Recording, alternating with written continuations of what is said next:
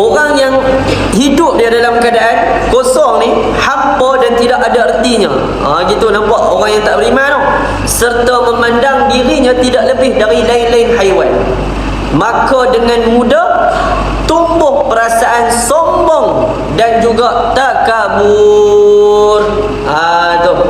Orang yang sombong, orang yang ada takabur ni adalah orang yang tidak beriman kepada Allah Subhanahu wa taala. Tu yang tuan-tuan, ayah-ayah, ibu-ibu, tuan-tuan buka balik dalam surah Al-Anfal ayat yang ke-25. Ini dalam kitab tak ada, cuma topik. Allah Taala kata apa? Wattaqu fitnatan la tusibanna alladhina zalamu minkum qassah wa'lamu anna Allaha syadidul iqab. Sadaqallahul azim. Allah kata apa? Dan jaga diri kamu daripada berlakunya dosa yang membawa bala bencana yang bukan sahaja akan menimpa orang zalim di antara kamu secara khusus, tetapi akan menimpa kamu secara umum. Makna kata apa?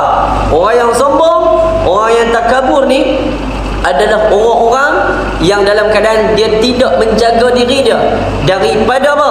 Dalam keadaan dia nak buat dosa, dia tak hirau dah. Sebab apa? Dia rasa seronok dengan sifat takabur, dia rasa seronok dengan sifat sombong dia tersebut.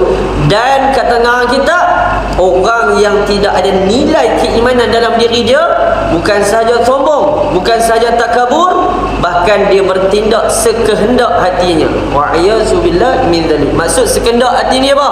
Dia tak tahu, dia terpui, dia tak fikir dah halal ke, haram ke, syubhah ke, diikut dan Nabi. Itu yang berbalik tuan-tuan, nak tengok kata Nabi sallallahu alaihi wasallam, orang-orang yang ada sifat wara, an ta'budallaha ka'annaka tarah fa innahu yara, atau kama qala Nabi sallallahu alaihi wasallam. Tuan-tuan, ayah-ayah, ibu-ibu, subhanallah, nak tengok diri kita ni wara tak wara, maka berbalik. Kita hari ni, adakah kita ambil dua benda ni? Syubhah atau haram? Kalau syubhah ni kita rasa benda yang gharar, benda yang zon, kita rasa nak ambil tak mau ambil.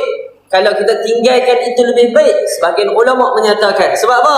Sebab kita takut kalau kita ambil daripada unsur-unsur yang syubhah, menyebabkan hati kita dalam keadaan hitam, bahkan menyebabkan hati kita buat perkara yang tidak disangka-sangka, sehingga menyebabkan kita jauh daripada rahmat Allah Subhanahu wa ta'ala. La hawla wa la quwwata illa billah la aliyyil azim.